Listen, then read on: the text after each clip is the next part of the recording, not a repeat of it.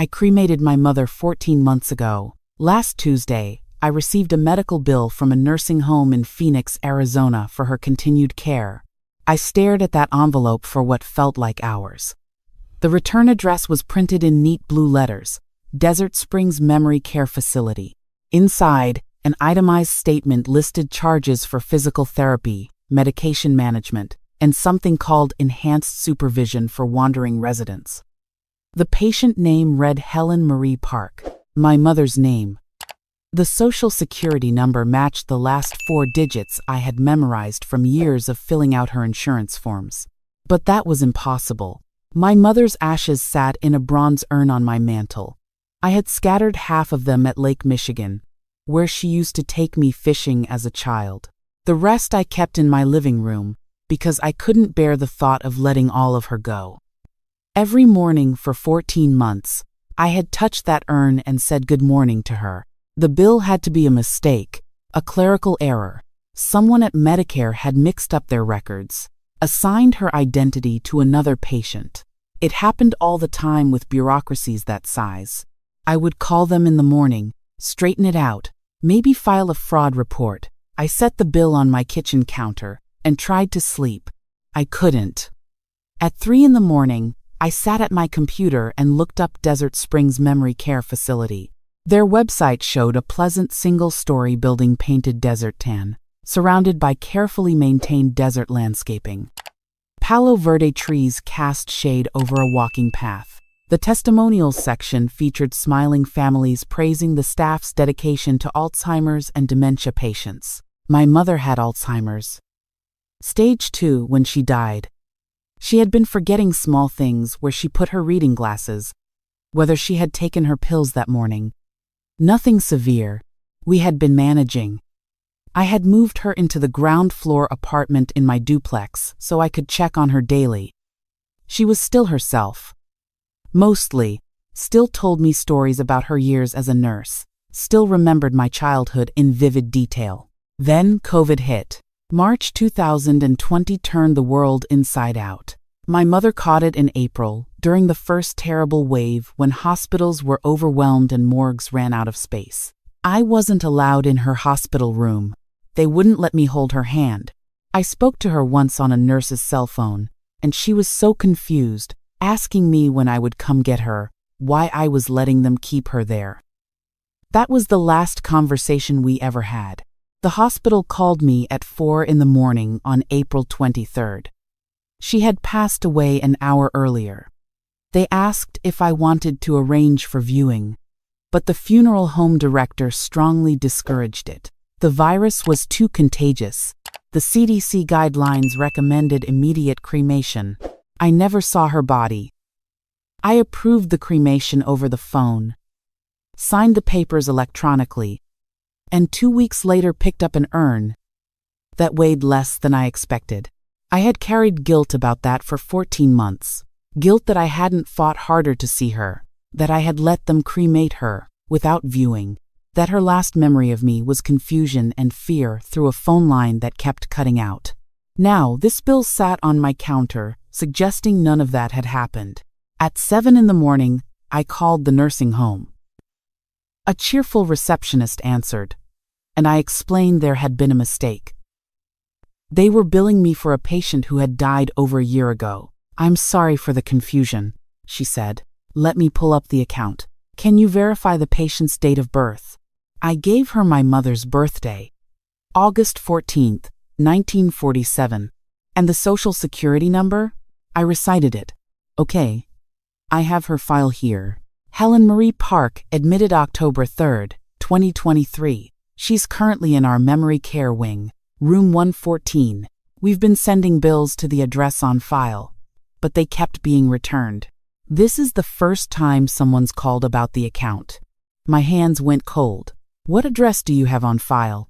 She read my mother's old address, the house she had sold 6 years ago when she moved in with me. "There's been a mistake," I said. My voice sounded strange, too high. "My mother died in April 2020. I have her death certificate. I have her ashes." A pause. "Sir, I'm looking at her chart right now. She's here." She had breakfast this morning, oatmeal and orange juice. She attended the morning activity group at 9. That's impossible. Would you like to speak with our director? She can probably explain this better than I can. They transferred me. I sat at my kitchen table, watching sunlight creep across the floor, listening to hold music. A woman named Dr. Patricia Brennan came on the line. She had a warm, professional voice that probably comforted many families. Mr. Park, I understand there's some confusion about your mother's status. Can you tell me what happened? I explained about the hospital, the death certificate, the cremation. As I spoke, I heard how insane it sounded. I was arguing that my mother was dead to someone who claimed to be caring for her alive.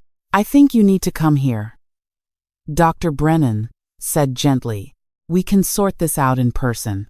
I can show you our admission paperwork, and you can see our patient yourself. I live in Ohio.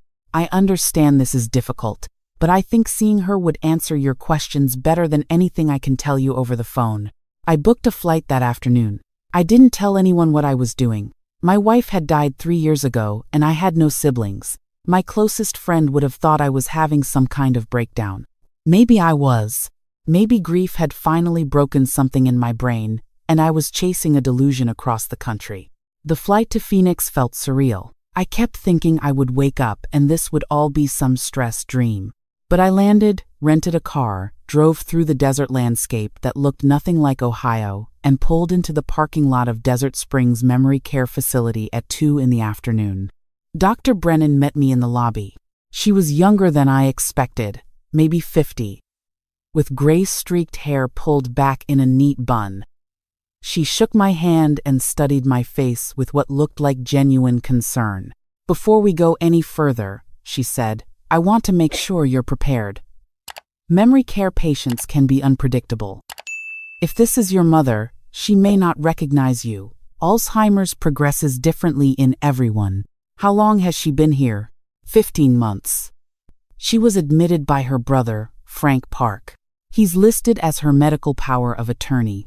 I felt like I had been punched. I don't have an uncle named Frank. My mother didn't have any siblings. She was an only child. Dr. Brennan's expression shifted. Something closed behind her professional warmth. I see. Come with me. She led me through secure doors, down a hallway that smelled of lavender air freshener and something underneath it, something institutional and sad. We passed a common room where elderly residents sat watching television or working on puzzles. A woman in a purple cardigan waved at us. Dr. Brennan waved back. Room 114 is at the end of this hall, she said. I'll let you look through the window first. If you need a moment, we can step away. We stopped outside a door with a small window at eye level. Dr. Brennan stepped aside. I looked through the glass. My mother sat in a chair by the window, gazing out at the desert. She wore a blue sweater I didn't recognize and sweatpants. Her hair had gone completely white. It had been gray when she died. Salt and pepper. But now, it was the color of snow. She looked smaller than I remembered, frailer. But it was her. The shape of her jaw, the way she held her shoulders, the small mole near her left ear. It was my mother. I made a sound. I don't know what it was. Dr. Brennan put a hand on my arm. Is that her? I couldn't speak. I nodded. Would you like to go in? I nodded again. She opened the door. My mother looked up. For one terrible, hopeful second, I thought she would recognize me. Her eyes would light up, and she would say my name, and this nightmare would make sense somehow. But she just looked at me with polite confusion. Hello, she said. Are you here to take me to the activity room? Mom, I said. It's David, I'm your son. She tilted her head, studying me the way you might study a stranger who claims to know you. I'm sorry, I don't think we've met. But it's nice to meet you, David. Are you new here? The floor felt unsteady. Dr. Brennan guided me to a chair. I sat down across from my mother, who looked at me pleasantly, waiting for me to explain why I was crying. Do you remember Ohio? I asked. Do you remember our house on Maple Street? I've never been to Ohio, she said. She sounded certain. I've lived in Arizona my whole life. Well, I think I have. Sometimes I can't remember. She looked troubled for a moment, then her expression cleared. Are you here to visit someone? I stayed for an hour. I asked her questions. She couldn't tell me anything about her life before the nursing home. She didn't remember being a nurse, didn't remember my father, who had died when I was 12, didn't remember me. The Alzheimer's had progressed further than stage 2. Much further. She was somewhere in the middle stages now, losing the thread of conversation mid-sentence, asking the same questions multiple times. But she was alive. She was breathing and speaking and existing in the world. Dr. Brennan walked me back to her office. I felt hollowed out, like someone had scooped everything vital from inside my chest. I need to see the admission paperwork, I said. She pulled a file from her cabinet. The admitting form was dated October 3rd, 2023. The signature at the bottom read, Frank Park, Medical POA. The handwriting was confident, masculine. I had never seen it before in my life. Do you have contact information for him? A phone number? But I should tell you. He hasn't responded to our calls in about 6 months. We've been trying to reach him about unpaid bills. The account is significantly in arrears. She showed me the number. I didn't recognize it. I took a photo of all the paperwork with my phone. The patient who died in Ohio, Dr. Brennan said carefully. Do you still have the death certificate? At home. I can get it when I fly back. I think you should contact the hospital where your mother supposedly died, and possibly the police. Because if this is your mother and I believe you that it is, then someone went to a lot of trouble to make you think she was dead. I called the hospital in Ohio from my hotel room that night. It took 3 transfers before I reached someone in medical records. Yes, they had a record of a Helen Marie Park dying on April 23, 2020. Yes, they had released the body to Morrison Funeral Home for cremation. I called Morrison Funeral Home. They were closed. I left a voicemail that probably sounded unhinged. I couldn't sleep. I sat on the hotel bed, looking at the photos I had taken of the nursing home paperwork. Frank Park. Medical power of attorney. Who was he? How had he gotten my mother from Ohio to Arizona? How had he forged a death certificate convincing enough to fool a hospital, a funeral home, and me? My phone rang at midnight. I didn't recognize the number, but I answered anyway. Is this David Park? A man's voice, rough and unfriendly. Yes. Who's this? You need to stop asking questions about Helen Park. My heart hammered. Who is this? Someone who's trying to help you. Your mother's death was processed correctly. The woman in Phoenix is someone else. You're confused. Maybe grief is making you see things that aren't there. Go home. Stop calling hospitals and nursing homes. Accept what happened and move on. Go to hell, I said. That's my mother. I don't know who you are or what you did, but I'm going to find out. He laughed. It wasn't a nice sound. You really want to do this? You want to dig into things that are better left buried? Because I promise you, you won't like what you find. Tell me what happened to her. Tell me why someone made me think she was dead. You seem like a smart guy, David. Think about it. Your mother had a house. She had savings. She had a life insurance policy and a pension. Where did all that go when she died? My blood went cold. I inherited it. I'm her only child. Exactly. And you signed papers, didn't you? Death certificates, insurance claims, pension terminations. You liquidated her accounts. You sold her house. How much did you get, all told?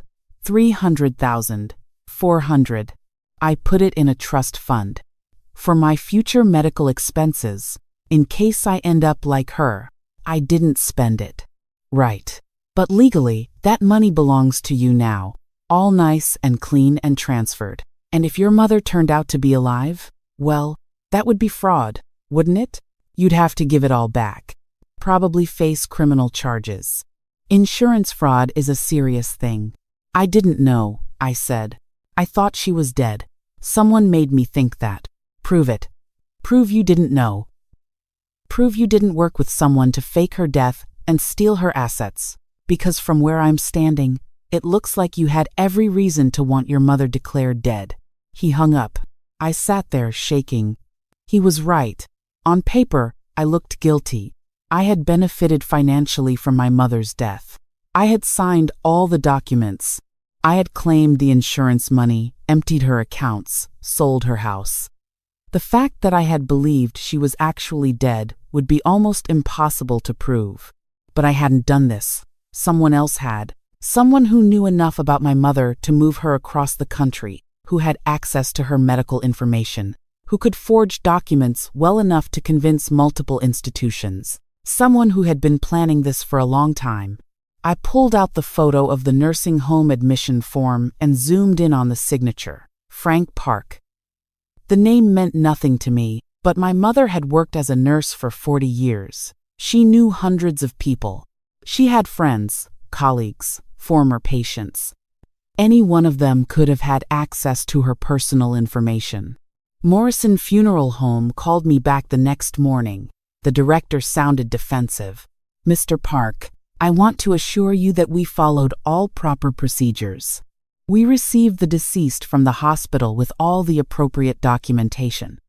The cremation was performed according to state regulations. Can you describe the body you received?" A pause. "I'm not sure what you're asking." "Hair color. Approximate age. Any distinguishing features?" "Mr. Park, I didn't personally view the deceased. Due to COVID protocols at that time, we were minimizing exposure. The body came in a sealed bag from the hospital. Our crematory operator processed it according to the documentation provided. So, you never actually saw my mother's face. We relied on the hospital's identification. They had verified the identity before release. I called the hospital back. This time I was transferred to someone in administration, a woman who spoke in carefully neutral tones. "Mr. Park, I understand your concerns, but I need to clarify something. We don't have any record of Helen Marie Park dying in our facility." "What?" "You told me yesterday." "I apologize. There was an error. When we searched our records yesterday, we were looking at a different database. Our mortality records from April 2020 don't include anyone by that name. Then where did the death certificate come from?" "I can't answer that. But I can tell you that we have no record of treating or releasing a deceased patient named Helen Park on that date. Someone had created a paper trail that didn't exist. They had generated a death certificate, convinced a funeral home to cremate a body whose body, and made it all look legitimate enough that no one questioned it." I drove back to the nursing home. Dr. Brennan let me into her office, and I showed her everything. The phone call, the hospital's retraction, the funeral home's admission that they had never actually viewed the body. "This is beyond my expertise," she said. "You need to contact the police, and possibly a lawyer. I need to know who Frank Park is. Can you describe him?" She pulled up her notes. "I only met him once, at the admission. He was probably mid-50s, average height, graying hair. He wore a golf shirt and khakis. He seemed very concerned about Helen's care. He asked detailed questions about our Alzheimer's program and paid the first 3 months in advance with a cashier's check. Did he visit her after that?" "A few times in the first month. Then the visits stopped. That's not unusual. Some families find it too difficult to see their loved ones decline." "Can I see the security footage from when he was here?" "We only keep footage for 90 days. After that, it's automatically deleted." I sat across from her desk, trying to think. Someone calling himself Frank Park had brought my mother here 15 months ago. He had convinced the nursing home staff he was her brother. He had paid in advance, then disappeared. Meanwhile, someone in Ohio had created a fake death certificate and convinced me my mother had died. 2 different people? Or the same person working both angles? "When exactly did the bills stop being paid?" I asked. Dr. Brennan checked her records. "March of last year. 6 months after admission. That's when we started trying to reach him. March 2024. 8 months after my mother had supposedly died, right around the time I would have finished processing all her insurance claims and estate matters. The life insurance payout had come through in February, $450,000. I had deposited it into a trust fund account and tried not to think about the fact that my mother's death had made me financially secure. Someone had known about that policy, had known the payout amount, had waited until I collected it before vanishing. I drove to the Phoenix Police Department. The detective who took my statement looked skeptical at first, but as I laid out the timeline and showed him the documentation, his expression changed. "This is complex," he said. "The alleged crime took place in multiple jurisdictions. The death certificate fraud happened in Ohio. The identity theft and potential kidnapping happened here. And we still don't know who this Frank Park person is. Can you find out?" "We'll try. But I need you to understand something.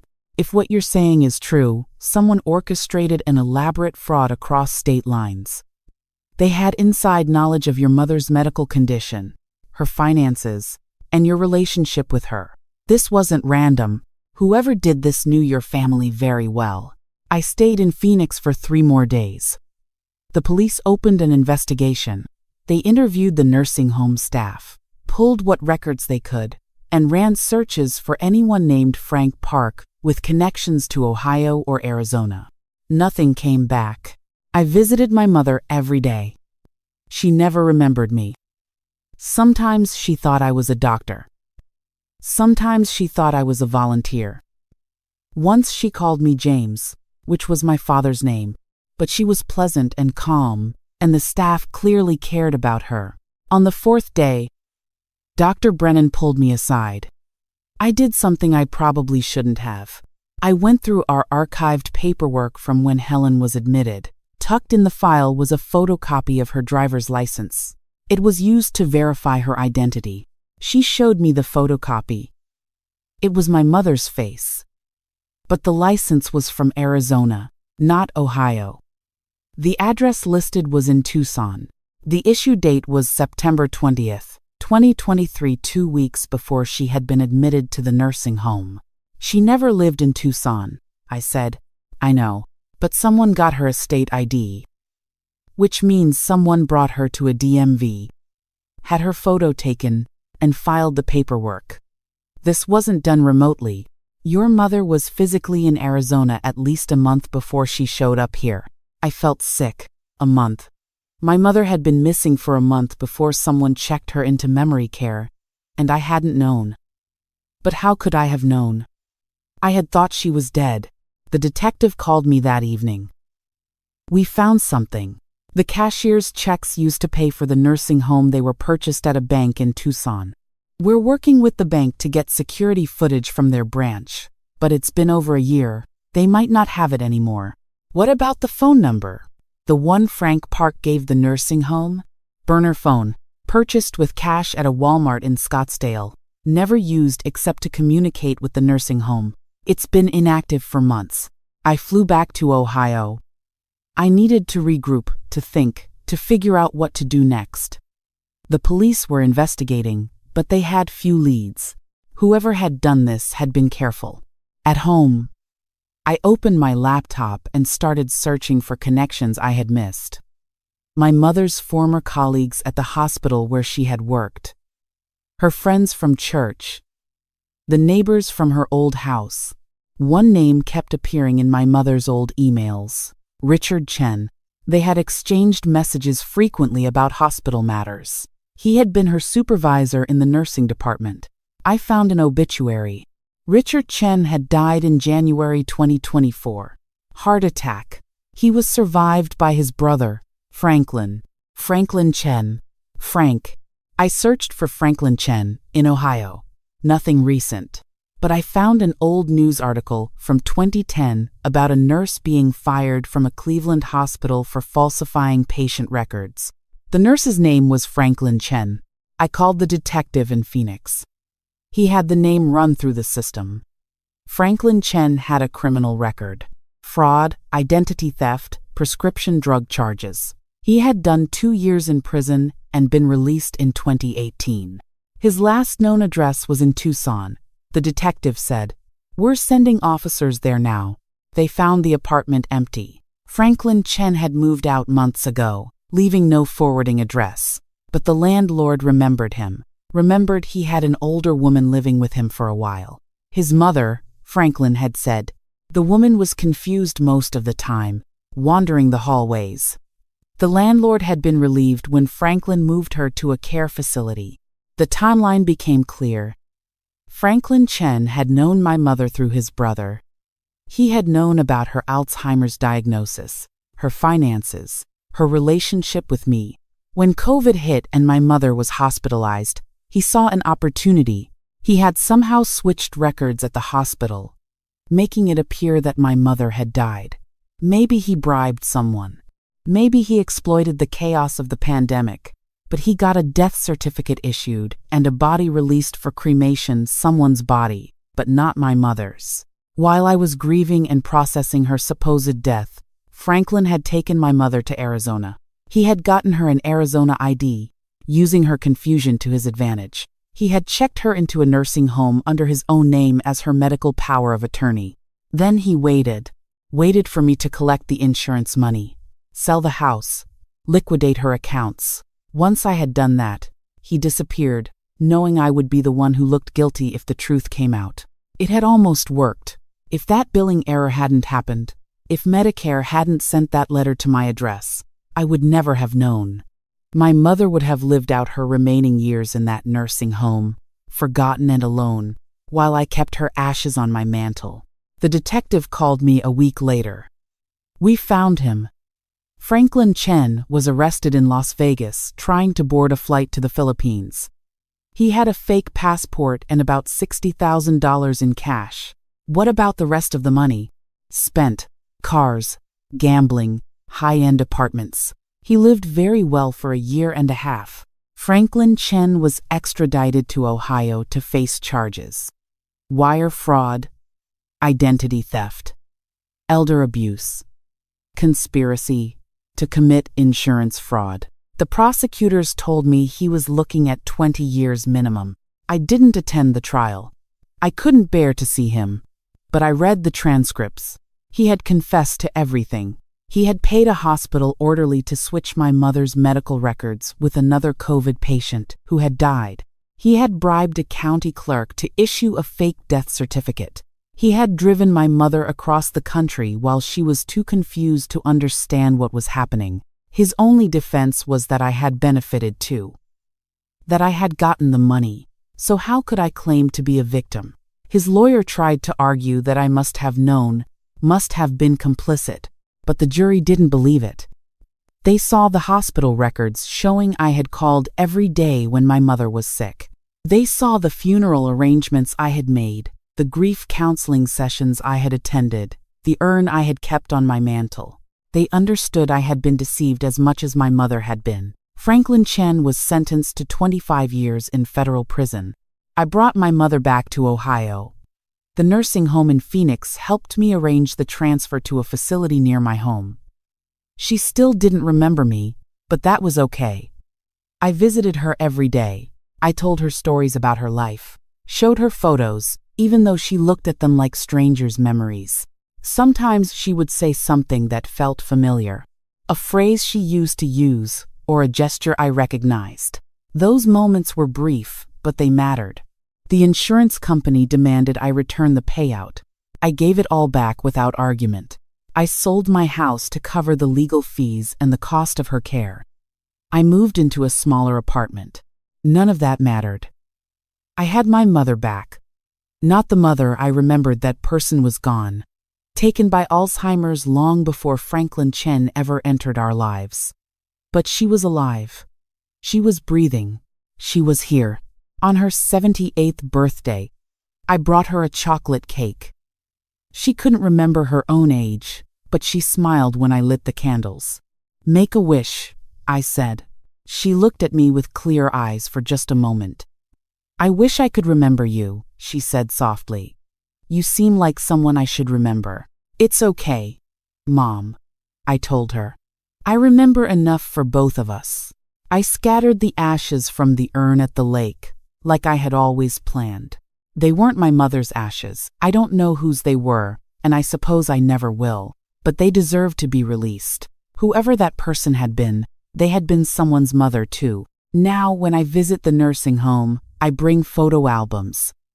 I show my mother pictures of herself as a young nurse, of my father, of me as a child. She looks at them with interest, as if studying characters in a book. You had a good life, I tell her. I think I did, she says. I can't remember it, but it feels true. And I suppose that's the best either of us can hope for. Not perfect memory, not complete understanding, but the feeling of truth underneath everything we've lost. The sense that there was love, even if we can't recall all its details. I tell her stories until she falls asleep in her chair. Then I kiss her forehead and drive home, grateful for every day she's still here, grateful that I found her before it was too late, grateful that some truths, no matter how deeply buried, will always find their way back into the light.